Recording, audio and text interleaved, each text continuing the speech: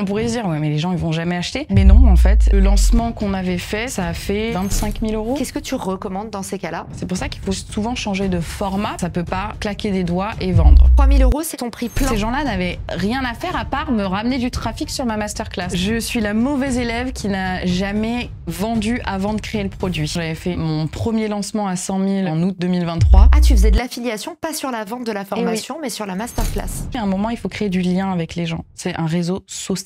Bonjour à tous et bienvenue dans Marketing Square. Aujourd'hui, on parle de comment transformer ses réseaux sociaux en machine à cash. Mon invitée du jour, Laurine Bemer, en a fait les frais.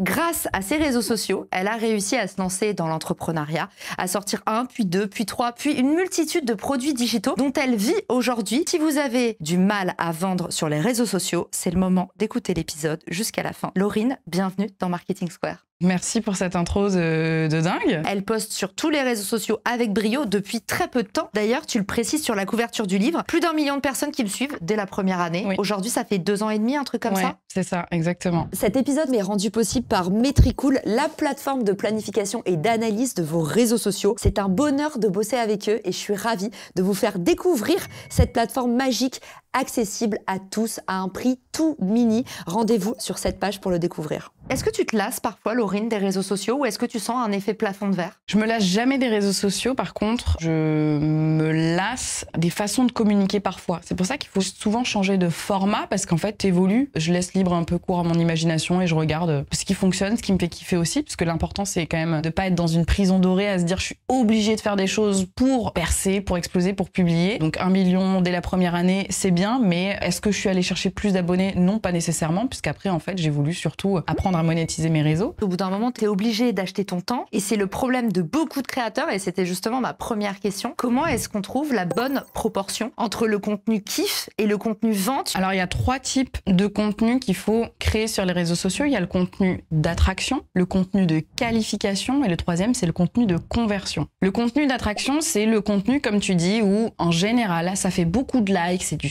très story télé. Le deuxième type de contenu, donc la qualification, on est sur un contenu où tu parles un peu plus quand même à ta cible, où les gens qui vont probablement pouvoir acheter chez toi vont quand même se reconnaître. Tu fais forcément moins de likes, moins de commentaires, mais tu as beaucoup plus de gens qualifiés. Des gens qualifiés, c'est quand même beaucoup plus important si tu veux monétiser derrière. Et ensuite, tu as le contenu de conversion qui fait absolument pas de likes par rapport à ce que tu fais d'habitude. Ouais. C'est le plus important parce que c'est celui qui va te permettre de faire acheter tes produits. Engagement silencieux. Ouais. Si par exemple, tes contenus d'attraction, donc tes tout premier contenu mainstream très grand public font 10 000 vues en général et que là tu te retrouves à 1000 vues sur un contenu de conversion, tu peux te dire ah, ça marche pas, bah, j'arrête de le faire. Sauf que c'est la plus grosse erreur que les entrepreneurs et les créateurs de contenu font en général parce qu'ils disent bon bah comme ça marche pas, comme je fais 30 likes, bon bah je vais arrêter de le faire et je vais faire ce qui marche d'après moi en termes de vanity metrics. L'idée en fait c'est d'avoir du contenu d'attraction qui permette de te faire découvrir de plus de gens. Tu vas publier 2 ou 3 fois par semaine sur du contenu d'attraction. Puis tu vas publier,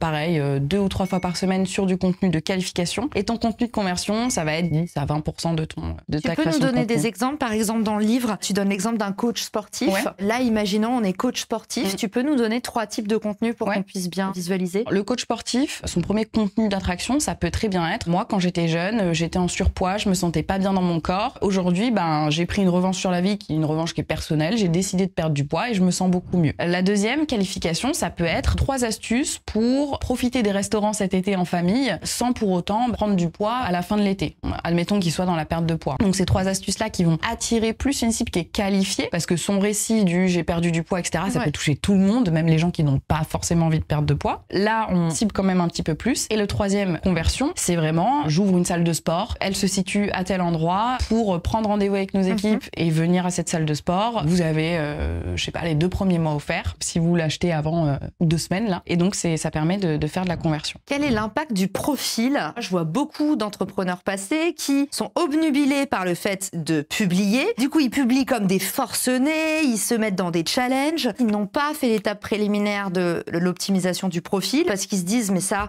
On verra après, c'est un problème de riche. J'appelle ça le tunnel personnel, le personal funnel. Si tu attires des gens vers ton profil pour qu'au final, quand on arrive sur ton profil, on ne sait pas trop pourquoi te contacter, ce que tu fais, comment est-ce qu'on peut rapidement solutionner ce problème? On se focalise beaucoup sur la création de contenu et puis on se dit, bon, de toute façon, même moi, je suis pas au point sur mon positionnement, mon alignement et du coup, je sais pas trop ce que je vais faire. Soit, on verra plus tard, je veux commencer à créer du contenu. Le problème, c'est que, comme tu le dis, tu l'appelles funnel, ton profil, c'est comme ta page de vente. La personne, elle arrive dessus, elle est censée voir ce que tu fais en un clin d'œil et pouvoir te contacter. C'est ce qui revient souvent chez mes clients. Soit on n'arrive pas à pouvoir les contacter facilement, il n'y a pas de calendrier pour prendre des rendez-vous, il n'y a pas de page de vente vers un produit. Vous n'êtes pas facile à acheter. Exactement. Et tout ce qui n'est pas facile à acheter, dans la tête du consommateur, c'est bon, next, je verrai plus tard parce que c'est trop compliqué. Le plus tard n'arrive jamais, évidemment. Et puis, quand il voit une autre personne passer dans le même style sur son fil d'actualité, il va voir cette personne. Ah bah là, c'est facile. Allez, je prends rendez-vous tout de suite. Comment on solutionne ça? Déjà, la première chose, la phrase de présentation qui est sur le profil, dire très facilement ce qu'on peut faire pour les autres. Par exemple, moi, c'est je t'aide à transformer tes réseaux sociaux en machine à cash et à client. C'est quand même relativement clair. Et ta promesse est du coup la même partout. C'est ça. Sur le bouquin, pas sur ta carte de visite, sur ta signature email, et on arrête de jouer à l'apprenti sorcier en mode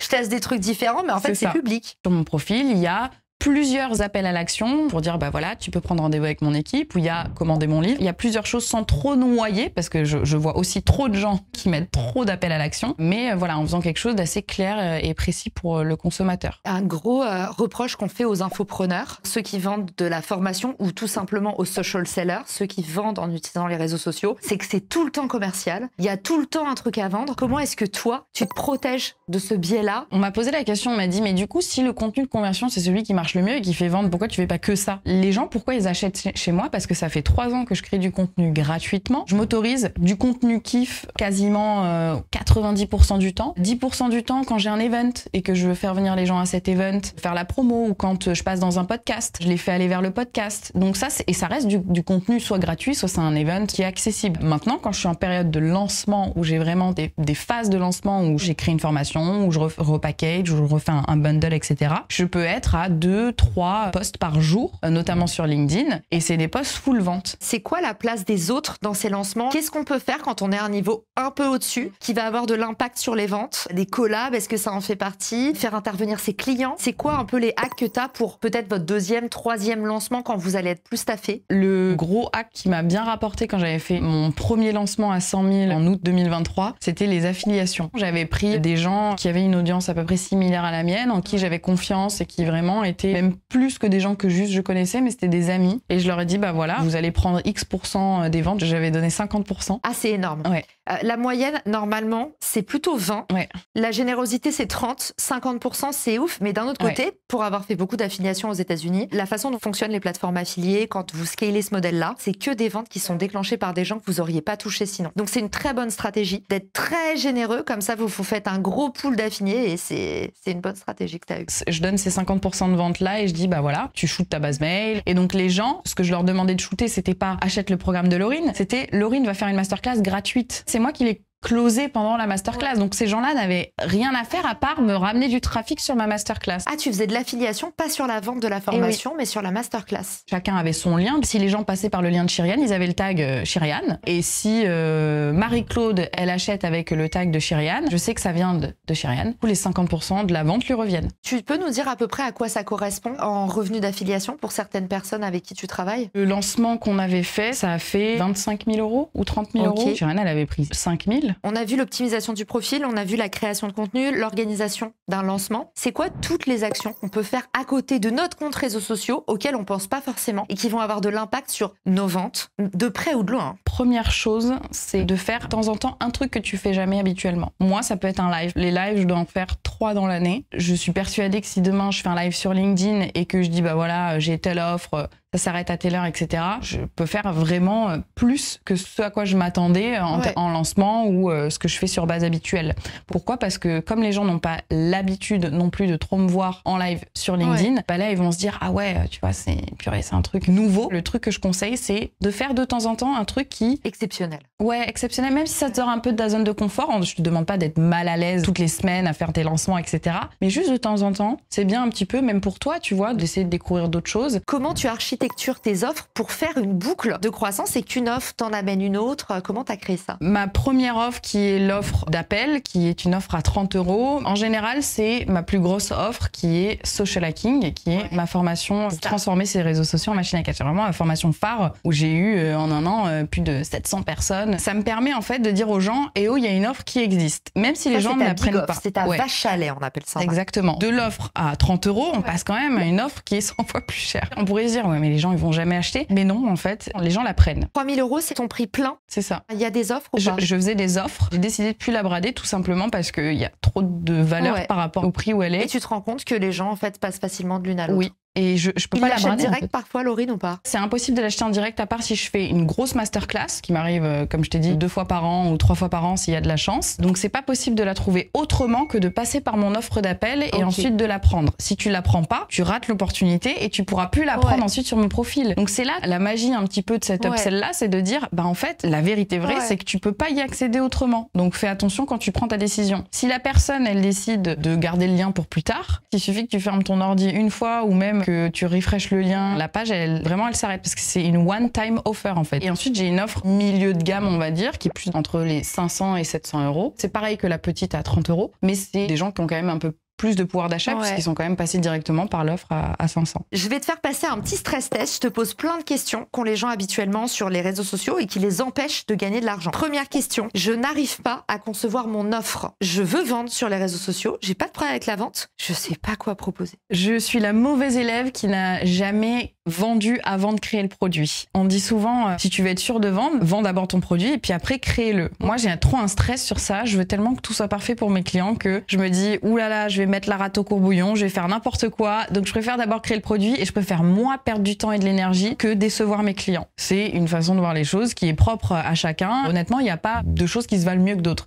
Mais pourquoi moi ça marche à chaque fois? Puisque en lancement, en général, si je fais un petit lancement, franchement, je me donne pas trop. J'arrive à faire 30 000 € par lancement. Sur une formation qui va faire une dizaine d'heures que j'ai créée en un mois. Donc j'ai quand même pris un mois où je suis quand même full dessus, normalement. Et ensuite, je fais le lancement, donc on va dire 30 000 € pour un mois et demi de travail. En tout cas, il faut que vous trouviez le format le plus adapté aussi pour éduquer vos clients. Est-ce que c'est du contenu court ou du contenu long? Moi, en formation, je fais que du contenu court. Je préfère faire plein de capsules vidéo, mais des petites, parce que je sais que mon audience adore ça. Donc, il faut faire attention aussi au format. Et j'ai l'impression que parfois, on se met martel en tête et on arrive avec la bonne réponse, mais c'est pas le format consommé par l'audience. C'est important le format parce que je vois trop de gens qui disent, bah voilà, ma cible, c'est des agents immobiliers, j'ai proposé un e-book. Les agents immobiliers, c'est peut-être plus là dans l'air du temps, la vidéo, tu vois, qui peut les intéresser. Vraiment, faites attention au format parce que vous pouvez tuer un produit. Nouvelle question. J'ai une offre, mais je vends que dalle. Pourtant, tout le monde me dit que c'est une bonne idée, mais personne ne l'achète. Ce que je conseille toujours de faire, c'est déjà les gens qui sont sur la base mail, la segmentation mail. Si vous avez segmenté votre base mail et que vous avez envoyé votre offre, demandez aux gens pourquoi ils n'ont pas acheté en fait. Faut toujours exclure le prix. Toujours dire, à part le prix, qu'est-ce qui fait que t'as pas acheté? Parce que j'aimerais comprendre un petit peu tes besoins, savoir pourquoi. Donc toujours s'intéresser à son client. Et en général, les gens, c'était souvent le problème de timing. On m'a dit, non, le prix, c'est pas du tout un frein. Dans le moment présent, j'ai l'impression qu'il va y avoir trop de travail. Donc mon offre était peut-être trop évoluée et trop bien packagée par rapport aux demandes de ces gens. Si j'avais fait peut-être une offre plus simple, ils auraient peut-être acheté. Mais du coup, au moins, ça m'a donné beaucoup d'indications. Donc la première chose, c'est vraiment de demander aux gens pourquoi ils n'ont pas acheté. Et la deuxième chose, c'est de voir qu'est-ce qui a déclenché le peu de ventes qui ont été déclenchées. Est-ce que c'est une vidéo en particulier? Est-ce que c'est un post en particulier? Est-ce que c'est une offre en particulier? Vous avez vu que les ventes étaient un peu molles. Vous vous êtes dit, bon, je vais proposer un bonus pour ceux qui achètent avant minuit. Ah, bim, ça vous a généré de ventes. Toujours aller chercher un petit peu qu'est-ce qui a fonctionné et surtout qu'est-ce qui n'a pas fonctionné. Troisième stress test, il est pas mal non plus celui-là. Je veux que tu transpires. Je suis déjà en train de transpirer. J'ai une offre qui se vend bien, mais je voudrais la vendre sur les réseaux sociaux et j'ai un compte avec 0 abonnés. C'est trop tard pour se lancer. Qu'est-ce que tu recommandes à quelqu'un qui a un truc à vendre, mais 0 audience? La première chose qu'il faut comprendre, c'est que ça peut pas se faire du jour au lendemain parce que les réseaux sociaux, c'est un jeu long terme, je le répète tout le temps, mais ça peut pas claquer des doigts et vendre. Par contre, ça peut arriver très vite. Depuis le 3e mois où je suis sur les réseaux sociaux, j'ai commencé à vendre et j'ai pu vendre mes formations après à partir de là. Et ça donc, a même ça peut fait arriver grossir tes audiences, donc le jeu auto-entraînement entraînant a fait que... Tout à fait. Donc ça peut arriver très vite, comme ça peut arriver au bout de 2 semaines, comme ça peut arriver au bout de 6 mois. Maintenant, il faut la bonne méthode. La bonne méthode, c'est quoi? C'est déjà de se lancer sur les réseaux sociaux. La première chose, c'est de se focaliser au début sur ces réseaux. Prenons par exemple LinkedIn, puisque je pense que c'est ce qui est le plus intéressant là en l'état. LinkedIn, ça permet de créer du contenu écrit qui ne demande pas de se mettre devant une caméra, de s'apprêter, de scripter. Il faut évidemment avoir la méthode avec une accroche qui te permette de te faire reconnaître des gens. On te demande pas d'écrire des accroches. Ma grand-mère est morte hier dans l'escalier. C'est pas des trucs. Oula, waouh, tu m'as collé le bourdon là. Tu stresses là? Ah oui, c'est bon. C'est toi qui Essayez au moins de faire un contenu par jour. Je sais que c'est beaucoup pour les gens qui n'ont pas l'habitude de le faire. Si tu es à l'aise à l'écrit, tu peux aller jusqu'à 2 contenus par jour pour essayer de te rendre visible le plus possible. Ça, c'est la première chose. Mais le contenu, ça va pas être suffisant. Parce que c'est bien de créer du contenu, mais à un moment, il faut créer du lien avec les gens. C'est un réseau social. Donc, c'est écrit dedans. Si tu veux que les gens commentent tes posts, qu'ils likent, qu'ils t'envoient des messages, qu'ils s'intéressent à toi, il faut que tu le fasses d'abord pour eux. C'est toujours le principe de ce qui se fait beaucoup aux États-Unis, mais give first. Donc, c'est donner, donner, donner. Au début, tu vas être obligé de passer par là sur les réseaux sociaux. Donc, si tu es pressé de vendre ton offre... Ouais, c'est la technique du pied dans la porte, on déteste quoi. Le commercial d'antan. Créer du lien avec les gens, tu commences à créer tes petits posts, etc. Tu vas aller suivre 20 créateurs de contenu que tu vois un petit peu sur LinkedIn et tu vas commenter leurs posts, tu vas faire ta routine d'engagement. C'est des conseils méga basiques, mais c'est ce qui, moi, m'a permis de prendre, dès le début, dès mon premier mois sur LinkedIn, 1000 abonnés par mois. Au bout du 3e mois où j'ai 3000 abonnés, j'ai pu commencer à vendre ma formation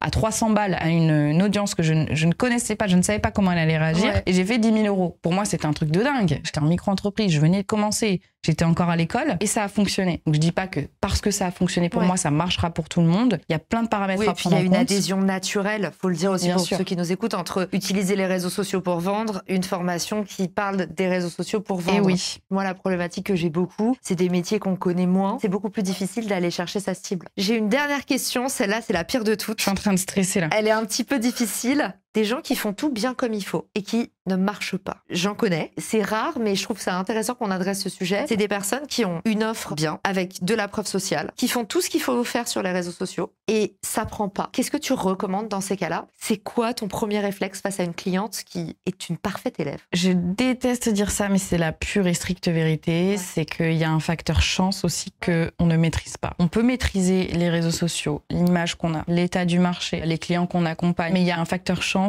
qu'on ne maîtrise pas. Je pense quelque part que j'ai eu aussi la chance de me lancer sur LinkedIn au moment où il n'y avait pas trop de créateurs de contenu femmes. Ce que je recommande de faire en général, c'est de se confronter à la réalité et de dire ok, j'ai déjà vendu, mais j'ai beau tout faire bien comme il faut, je fais des reels, ça fait pas de vues, je fais des posts LinkedIn, ça fait pas de vues, les gens me rendent pas l'appareil, etc. Confronter à la réalité, et là c'est vraiment plus un travail de marketing ou quoi que ce soit, c'est un travail de vision. On se pose, qu'est-ce qui va pas? Bah là, j'ai pas les résultats escomptés en termes de vues. Là, j'ai pas les résultats escomptés en termes de chiffre d'affaires. Ok, les vues, qu'est-ce qui va pas? Et là, c'est tout un travail millimétré sur qu'est-ce que la concurrente ou le concurrent fait mieux que moi et pourquoi la personne, en fait, elle a plus que moi et elle arrive à remplir son agenda, etc. Merci Laurine d'être venue nous partager toute ton expérience dans ton premier épisode de Marketing Square. Dis-nous vite où est-ce qu'on peut te retrouver. On mettra bien entendu le lien sur la vidéo YouTube pour se procurer ton merveilleux livre. Où est-ce qu'on peut t'écrire? C'est quoi les meilleurs endroits pour papoter? Pour papoter, Instagram. Sinon, vous pouvez retrouver mon livre en librairie ou sur Amazon. Avec plein de petits schémas, on t'en piquera quelques-uns pour la newsletter, dont ta routine de création de contenu que j'adore. Je vous la mets dans la newsletter et je pense que ça donnera envie à pas mal de personnes de découvrir ce livre. Merci Laurine d'être venue nous voir, tu reviens quand tu veux et je vous dis à tous à très vite dans Marketing Square. Ciao. Si cet épisode te plaît, tu peux le partager en me taguant ou lui laisser 5 étoiles sur Apple Podcasts. Marketing Square.